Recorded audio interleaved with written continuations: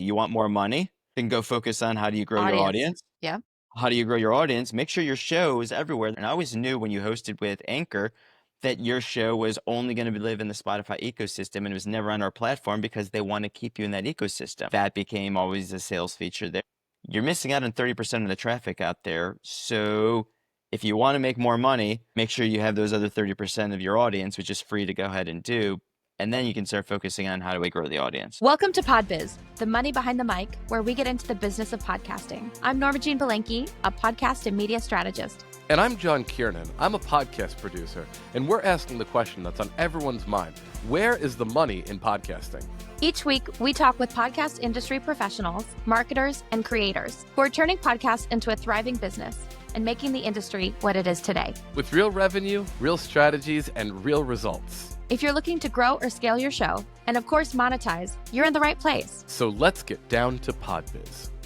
Today we're speaking with Greg Wasserman, Head of Relationships at RSS.com. We'll be talking about the 3 questions all podcasters ask, the value of relationships in the podcasting industry, and how creators can utilize relationships and leverage them for monetization within their podcasts. Let's get down to PodBiz.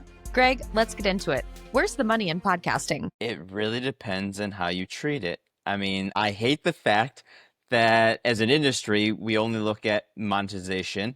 And this is what I've been in the last, 4 years I've been in the business. It's like the only way to make money in podcasting is to grow and get downloads and get sponsorships and get ads. But there's so many other ways. There's 20 plus ways you can make money in podcasting.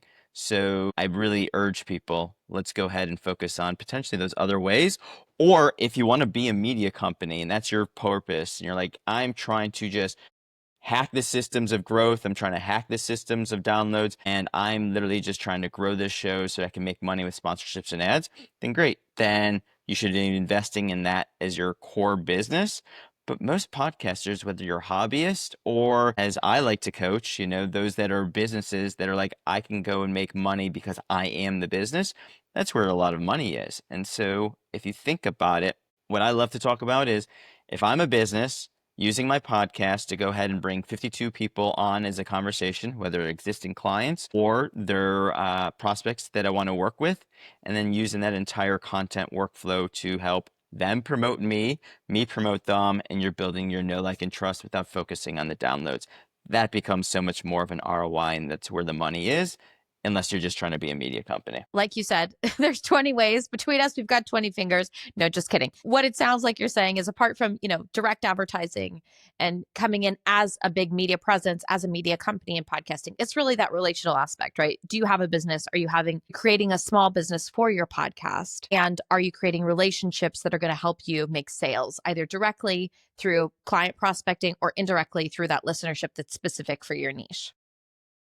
I mean, we could also, so I say there's 20 different ways to think about how you make money in podcasting. I know your background on the private side. It's like, well, how's a private podcast making money per se? It's like, well, the ROI is the information that they're able to send to their employees, the engagement that they're getting. So it's not quote unquote, where's the money, but there's still money and monetization there. Like, I think that's the biggest thing we get so caught up on. Monetization is ads and sponsorships when there's so many other ways that you can be looking at how do I make money. But I also want to urge people, if you want to be making money in podcasting, what are you actually doing to be a good podcaster? And that, I think, a lot of podcasting gets wrong because they're not good hosts. They're not engaging with their clients, and they're not, or their guests. They're not engaging with their audience, and they're not doing all of these other pieces that will help them actually make money. Too often they're treating podcasting as its standalone piece. Like I said, if it's its own media company, then great, that is your business and that's what you're supposed to be doing. But if you're treating it as this is my podcast and this is my business, then you're kind of separating the two. And I also look at if you're a hobbyist, and those are kind of two different pieces, then the where's the money, where's the monetization, where's the ROI should be tied to what's my strategy, what's my purpose of doing this, as opposed to I'm trying to grow this and get sponsors, or how do I get sponsors? And I tell everyone, you wanted a sponsor today, normally you could do that. I can literally go, we're recording this on Riverside. Go ahead and say, hey, This is I've got Shout an out to our affiliate link. friends at Riverside. Hey, Kendall. She's There the you head go, of Kendall. community over there. Hey, Right? Kendall. No, they are our friends. Yeah, we definitely love using the platform. I think you're right. It's definitely a relational aspect. Instead of saying, okay, this podcast is standalone, it's how do you fold it into your overall marketing strategy for your brand or small business? That's a really great point as well. Well, Greg, how did you get into the podcasting industry? Backgrounds in media sales. So step one was I sold podcast advertising. So I got the jaded side of going like, well, I have to now go take whatever the brand is and sell it into the catalog of shows that I had, and realize that at least at the time we didn't have dynamic ad insertion. So you would have a lot of make goods as baked in ads, but I never thought I'd be in podcasting. I fell into it because I was the head of business development for a mobile ads company that acquired podcasts or acquired apps, and three of those were podcast. And so I was then tasked with, hey, go figure out podcasting. So it gave me a really We've unique bought these perspective. apps. Figure out what they do, Greg. Exactly, right? And so that was Player FM, Breaker, and Podkicker. Nice. And so from there, it was like, well, I had to go work with all the hosts and make sure their shows were on our platform because we had millions of users, but we want those shows there. And then the next thing was just working with all the podcasters and say, hey, my favorite thing was like, imagine Instagram called you and said, you have an account. We want to make sure you set it up correctly. And then how do I help you ensure that you maximize your account, that you know what you're doing? And as I say, I'm Jerry Maguire then. I'll age myself in that regards. It's like, how do I help you grow your show? And by you helping you grow your show, it's ultimately going to help us get new users and make people know about, the platforms we had. And it just turned into understanding so much about podcasting that podcasters really have three questions. And that was always an interesting piece. What How are do the I three get more questions? distribution? How do I Okay, get how more do I get distribution? okay? How do I grow my audience? How do I grow my audience? And how do I make money? How do I make money? Distribution, audience, money. Distribution, audience, money. You And heard the it fun thing first is, from Greg Wasserman. Show me the money. and as I tell everyone, I'm like, well, those three things all kind of play. You want more money? Then go focus on how do you grow your Audience. audience? Yeah. How do you grow your audience? Make sure your show is everywhere. That's the joys of an RSS feed where it's like, great, it can be everywhere. And I always knew when you hosted with Anchor that your show was only going to live in the Spotify ecosystem and it was never on our platform because they want to keep you in that ecosystem. And so that became always a sales feature there. Is like, you're missing out on 30% of the traffic out there. So if you want to make more money, make sure you have those other 30% of your audience, which is free to go ahead and do. And then you can start focusing on how do we grow the audience.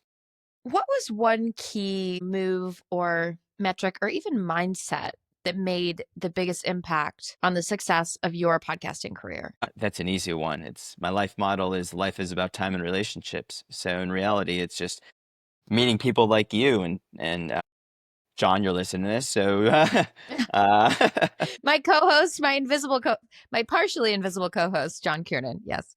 but it's really just continuing to make connections. That's what I say. Like if you're working in podcasting, I want to talk to you because I don't know where one conversation will take us. Look at where our conversations have led to our relationships. It's truly just a matter of the industry is quote unquote small, but you know how many people I continue to meet that I've never met. You just came back, if we'll age this. You got the podcast events that we've gone to, and you're always meeting new faces, or it's great to see some familiar faces. For me, it's always been a relationship piece, and that's ultimately how I got this job with RSS.com because of relationships and building an established brand, I guess, in the podcast space. And what would you say makes the biggest difference for podcasters as well? So you're known for knowing many people, right? You're a relationship guy, which it means something different in this context in terms of podcasting. But you are a relationship guy. And so in terms of that aspect, in terms of the success you've helped podcasters and even seen podcasters accomplish, what do you think the biggest metric is for them as well? So if we look at, I'll bucket them, agencies versus the actual podcaster themselves, right? So the agencies, especially if they're working or if a client podcaster is working with an agency, it's going to matter. I would recommend agencies relationship building as well. They're so focused on their craft. They're so focused on how do I get new clients, but they leave a lot of money on the table. And I've seen this happen, whether you're an audio engineer who fell into podcasting because you're really good at designing, you never figured out the marketing side of it. So your agency itself is like, I can create amazing sound quality shows, but you aren't helping your client from the marketing standpoint. So either you should start networking and relationship building with other agencies or other service providers who can either white label that or go, hey, I'm a one-stop shop, and this is also the partner that I bring in that does X, Y, and Z, and you're letting your client, your podcaster know about that. I see so much money left on the table because if I'm going to learn this craft, but I'm not going to learn how to create connections and networks that will help me bring in more money, because that podcaster, the reality is, well, you're not serving all my needs, so I'm either going to have to go find this myself, which means I'll find someone who can do both things that I need instead of yourself. So I think that is, once again, going back to relationships, is a key piece from an agency standpoint. And the one thing I'd say for podcasters is do your own homework on listening to other shows and listening to your own show. You should always be refining your craft. One of the things I love about AI now is I can literally load my recording in there and go and ask it, how could I have improved as a host? What question should I have asked? Where should I have paused? How could I have been more succinct in this? And just getting those learnings as a host, you'll start growing. And then if we go back to how do I grow as my show, or there are three questions: distribution, audience, and money. Well, if I'm not doing a better job as a host, then how do I expect people to listen to me? How do I expect to grow and get more downloads or get more of an audience? So I really have to be doing the research on what are good shows and what do they sound like and who do I want to model after? And therefore, how do I improve my own style of my hosting? And that is going to be a big thing. You can go and learn every tool. We're people with a mic, and if you got a camera, great, but like you got to be entertaining, you got to be enjoyable, you got to be able to give information. Whatever you're trying to accomplish, know what you're trying to do and work on it. Well said, Greg. At the end of the day, podcasting really is about the audience, right? And as much as everybody who has a microphone wants to use it as a form of self expression, it's really about the value that you're bringing to your audience and continually honing that as well. 100%. So tell us something that people don't know about what you do. I don't know. I mean, most people know that my job is You're to an go open out there and book. network. I'm an open book, right? I run our community, so people don't know that I guess I'm a community builder in that regards, but like that's all relationships. I do such an amazing job in that because at the end of the day, I'm looking for commonalities and how do I create the introductions. That is a superpower I have that most people aren't thinking about. Goes back to why an agency should be networking because they're missing out on these all opportunities. Like I literally want to talk to everyone because relationships is in its form can look at it as currency. How do you monetize that? It's like the more conversations you have, the more people you know, therefore the more you're able to connect the dots, therefore opportunities, business, or just meeting good people happen. So, Greg, you're now with RSS.com. Tell us a little bit about the creator community relationships that you guys are building. Obviously, you're running community there, but as a company, RSS.com is a hosting company. Talk a little bit about the creator aspect in terms of building that community of creators. So at the core, the guys, Ben and Alberto and the company, like RSS, one of the largest hosting companies, they've done an incredible job on building a platform, building a product, and having thousands of users. I came on board because I'm like, you guys, we got to talk to our users. I'm a firm believer, once again, that if you can get people in a room and you connect them, and if I'm the catalyst of those conversations and those connections, you'll start empowering people to ask the questions that they're asking either in the shadows or they don't know or they're Googling or they're searching AI, whatever. I'm like, how do we help be the catalyst for that innovation, those conversations, the product feedback that they want to give and start understanding what they're asking about. So that's why I created the Slack community for our paid RSS users. They can start having those conversations, but then it goes beyond that. How do I get into their networks? How do I start thinking about who they're talking to? Because as I love about podcasters, unless you are, once again, a media company or a production company, like most podcasters are doing other things. So for me, that feeds me because then I'm able to go, well, if you're a product manager who also happens to be doing this, tell me about this product management. Tell me where this is taking you. And then they can open up a door to, well, how does RSS either get into that product management realm? How does it get into those conversations? But how do I fuel this person's business because they're using the podcast as that piece? And then it's ultimately then looking at, who do I connect with? How do I just know people? Because you've got this core creator community, but we're a hosting company. I don't have all the services. Once again, we're not a recording platform like Riverside. So how do I partner with the Riversides of the world and go, look, I've got thousands of users who are probably needing something to record with. We should talk. And just looking at those relationships and how do I add value to our creators, not only from the tools and platforms that I'm able to influence with them, but then our technology as a whole. That makes a lot of sense, right? We've heard this actually from several hosting and software companies, right? It's that continual conversation of how can we provide better features, better service to our creators with that feedback. And I think it's a constant conversation, right? At the end of the day, it's never really about us. As a podcaster, it's about your audience.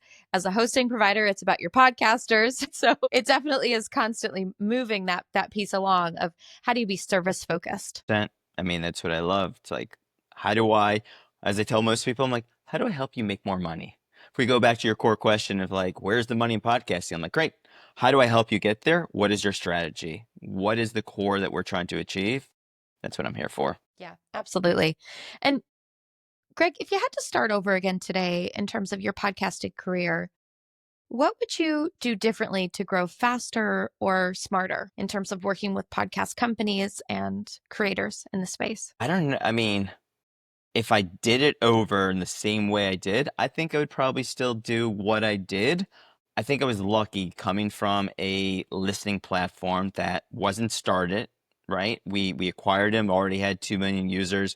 Um, and I think that was a key piece, is like, I didn't have to start from scratch. I've got a platform, we have users. Now what is my value that I'm able to go to the host? And then it was just networking with everyone. I mean, Brian Barletta was one of the first people I connected with. So I was lucky that the people I first spoke with, when I'm like, I'm green, I don't know what I'm doing, but I'm really good at just talking and asking questions and acting like I don't know anything, which is usually the case, right? I love self-deprecation. It's what I do, right? So I think that you was the know a key bit piece. more than you're letting on, but it definitely sounds like, you talk to the right people at the right time. And so a lot of the podcast industry is like that, and we're still in a very collaborative phase, right? It's still very open door. People still want to chat and tell you how they got to where they are and how you can too. It's definitely still very collaborative as an industry. That's what I love. That's what I think when I fell into podcasting, that was the core piece of why I want to stay in it. And when I left my last job, I'm like, how do I stay in podcasting? Like, I don't think this is going to be possible based on, unless I decide to go back into media sales, which is not the core of what I want to do. But podcasting is so collaborative. Like, I'm a partnership person. So partnerships in podcasting are very collaborative. Partner people, it's like, I don't know if there's a there, but we have to figure this out. In podcasting, it's like, we're pretty much open books, because I can give you the entire rule book, but you still A, have to go implement it. B, you're unique. So even if you and I did the same exact thing, there's still going to be nuances just based on our differences. So I think that's what makes it so cool, is we are all trying to learn, we're all trying to grow, and not everyone can do everything all at once. So those that are willing to lean into some discomfort, great. You'll grow faster than the person who's like, I'm rigid and I'm in this space. Absolutely. And I love what you said about everybody's unique nuances making them special. I think that's what makes each podcast unique, right? Because as we start to implement more and more AI, as more and more people enter the space, it's really what you have to say and how you want to say it that's going to make the difference. Well, Greg Wasserman, it has been such a pleasure. Head of partnerships at RSS.com. We have one last question for you. What are you most excited about in the podcast industry? The Tom Webster, I think, said it I think it was a year ago at a keynote. And he was like, I'm flying, and I usually tell people that I work in podcasting, or I'm a little worried about telling people I work in podcasting. Can't remember the nuances of what it was. And now he says it and people's eyes light up, and I can see that. And that's so exciting, because you tell people now that I work in podcasting, like, oh. And I remember getting into an Uber, and it's like, all right, I'll chat with anyone. And they're like, what do you do? And I'm like, oh, I work in podcasting. Every person's like, I've always wanted to have a podcast. I've always wanted to do this, right? So like we've reached currently this pinnacle point where it's easy to do. Easy is relative, but like the cost and the barrier of entry isn't there. So you Low. can go ahead and do it. It's low, right? So I think that's really exciting that we're in this place with the podcast election that we had. It's like even that's blowing up. So you're looking at the nuance of like what is a podcast, and those of us in the industry are like, well, it's got to be an RSS feed and audio only, or it can't be this. Like, I just think it's an amazing place to be in right now because we are allowing more voices to be heard. You do have an easier platform while growing is harder because there's so many disjointed places to try and figure out where growth comes from and analytics and everything else. But like the core of it, it's still an exciting time to be in this industry, which is kind of fun. Absolutely. Well, Greg, thanks for joining us on PodBiz. Thanks so much for having me.